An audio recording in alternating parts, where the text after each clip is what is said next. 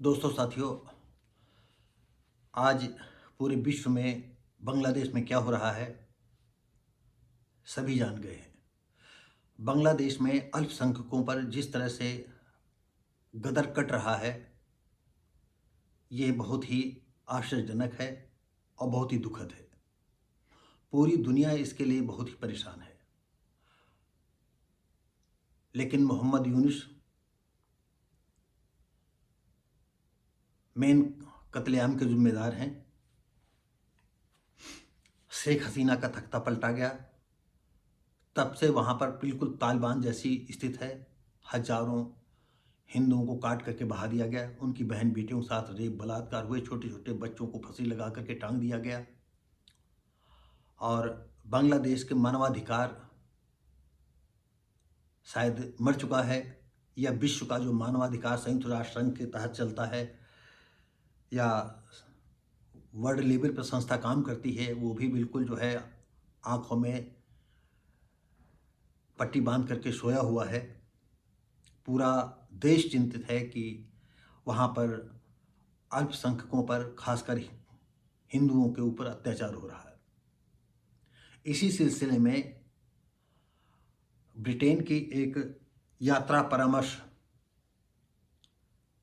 जो उनकी संस्था है, या जो यात्री लोगों को यात्रा परामर्श देती है ब्रिटेन में, उन लोगों ने शंका व्यक्त की है कि यात्रा करने वालों को और हमारी सरकारी एजेंसियों को ध्यान रखना चाहिए कि अब बांग्लादेश में किन परिस्थितियों में आदमी जा रहा है, बहुत सूझबूझ करके वहाँ जाएं, क्योंकि वहाँ पर बहुत ज़्यादा ही आतंकी साजिशें चल रही हैं और ये बिल्कुल तालिबानी जैसी स्थिति पैदा हो गई है।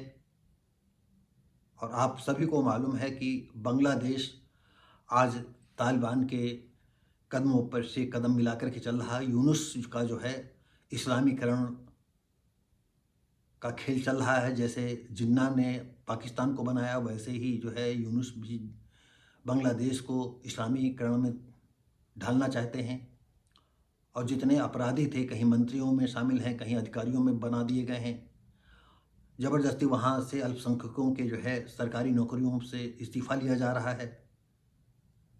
ये ऐसी तमाम घटनाएं हम कहते भी आए हैं और आप भी जानते भी होंगे।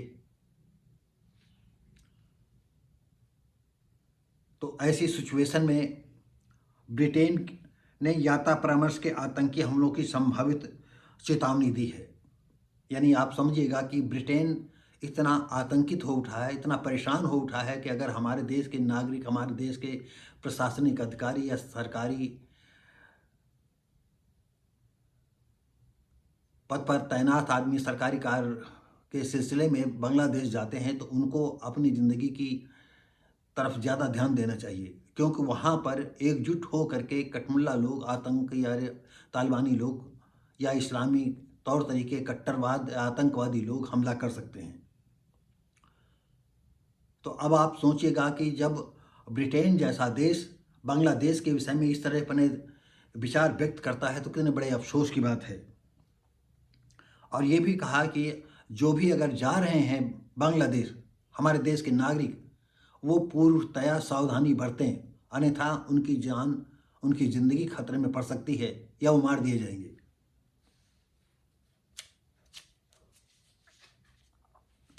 अपने अपडेट यात्रा परामर्श में कहा गया है कि आतंकवादी बांग्लादेश में कहीं भी किसी समय भी हमला करने में सक्षम है, क्योंकि वहाँ की यूनिट सरकार जो है उनका पूरा का पूरा संरक्षण प्राप्त है और वो सारे के सारे यूनिस के इशारों पर चल रहे हैं। और बांग्लादेश के कट्टरवादी मुसलमान लोग जो हैं वो यही चाहते हैं कि यहाँ पर इस्लाम का झंडा गड़े। इसके लिए वो अब कदम से कदम मिला करके चल रहे हैं। और दूसरा पहलू ये है कि पाकिस्तान की दुर्दशा क्या है, आप समझ रहे हैं। आज कटोरा ले करके भीख मांगने पर मजबूर है। और कहाँ बांग्लादेश की जीडीपी कितनी अच्छी थी, आज वहाँ से कल खाने जो दूसरे देशों के लगे हुए थे, वो लोग अपना कारोबार समेट करके अन्यत्र जा रहे हैं, कहीं हिंदुस्तान आ रहे हैं। ज़्यादा हिंदुस्तान के जितने कारोबारी लोग हैं वो अपने ही देश में उस धंधे को पनपने के लिए जो है योजना बनाने लगे हैं। कितने उनके जो है मिल कारखाने थे वो सब बंद हो गए हैं, कच्चा माल उनको नहीं मिल पा रहा है, वहाँ के लोग त्राही त्राही कर रहे हैं। सारी फैक्ट्रियों में वर्कर जितने थे वो सब भूख और कगार, भाई पैसा काम नहीं है तो पैसा नहीं है, पैसा नहीं है तो जीवन नहीं है। वहाँ पर भी आटा दाल के लिए परेशानी पैदा हो रही है। प्याज है, आलू है, सब सामग्री तो हिंदुस्तान से ही जाती थी। और बांग्लादेश को इस्लाम चाहिए तो अब इस्लाम वो ले और सीधा 72 हूरों के पास, क्योंकि ये अनपढ़ जाहिलों के लिए सबसे बड़ी बात ये है, इनको लुंगी पहनना है और दूसरे की बहन बेटियों का जो है बलात्कार करना है, छोटी छोटी बच्चियों को अपने बेडरूम तक पहुंचाना है, अच्छी लगेगी तो उसे निकाह कर लेंगे और काजी और मुल्ला मौलवी उनका निकाह भी कर देंगे और उसको बता देंगे कि 18 साल के ऊपर अगर कानून के हिसाब से। और इस देश में, जैसे कि इस दुनिया में इराक ऐसा देश है जहाँ की 9 साल की लड़की के साथ शायद शादी करना जो है वैध बनाने के लिए कानून बनाया जा रहा है। अब आप सोचिएगा कि ये मुसलमान या इस्लाम के तौर तरीक़ों के जीने का ढंग कैसा है। क्योंकि आज जहाँ पर सलमान रुश्दी जैसे हुए और पाकिस्तान के एक मूल निवासी थे जो हमारे बीच में अब नहीं रहे हैं, और कई ऐसे जो हैं एक्स मुस्लिम, वो लोग जो है कुरान और इस्लाम के जड़ों को खोद नहीं रहे हैं, वो वास्तविकता दर्पण दिखा रहे हैं पूरी दुनिया को कि ये देखिए ये इस्लाम है।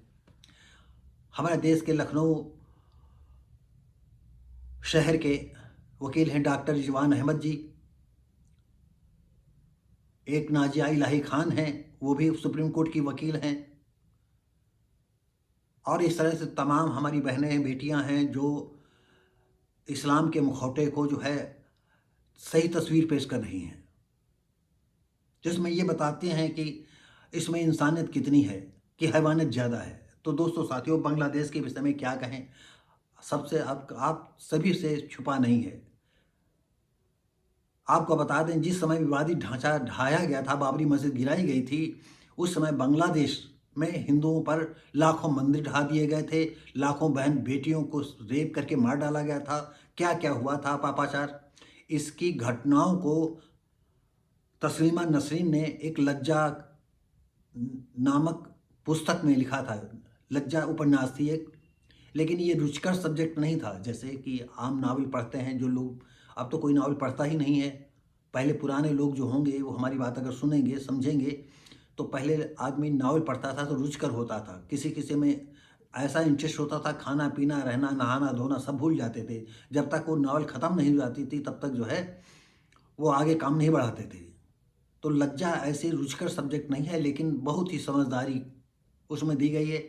ज़्यादातर उसमें ये दिखाया गया है कि बाबरी मस्जिद के बाद बांग्लादेश में हिंदुओं पर गिन गिन करके कैसे अत्याचार हुआ, और वही अत्याचार अभी शेख हसीना के जो है तख्ता पलट के बाद हुआ है। और सबसे बड़ी बात यह है, शेख हसीना को भारत सरकार ने राजनीतिक शरण दी है, और वहाँ पर कट्टर इस्लामिक लोगों का ही जो है इस समय शासन प्रशासन में घुसपैठ है और शासन प्रशासन को चला रहे हैं। तो दोस्तों साथियों,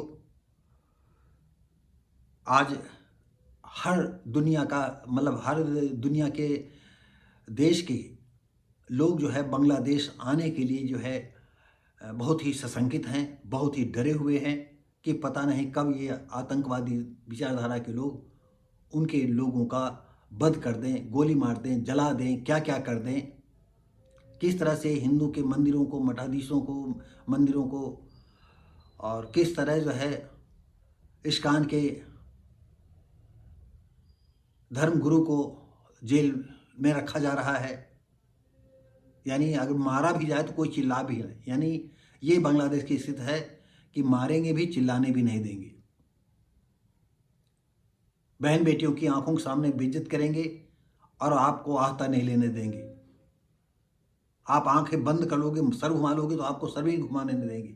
ये है इस्लाम का मुखौटा। इस तरह से पता नहीं इस्लाम का ये लोग कौन से रूप लेकर के दुनिया के सामने हैं। तो दोस्तों साथियों, ये आज बांग्लादेश के विषय में जिस तरह से पूरी दुनिया देख रही है, हम एक ब्रिटेन का उदाहरण दिया कि हर अपने देशवासियों से उसने जो है ये कहा है कि अगर बांग्लादेश की यात्रा करते हैं तो सोच समझ करके करिए, सशंकित रहिए, होशियार रहिए, नहीं तो आपको जान जोखिम से हाथ धोना पड़ेगा। तो दोस्तों साथियों, ये वीडियो कैसा लगा, हम मिलेंगे अब अगली वीडियो में। तब तक के लिए नमस्कार, जय हिंद।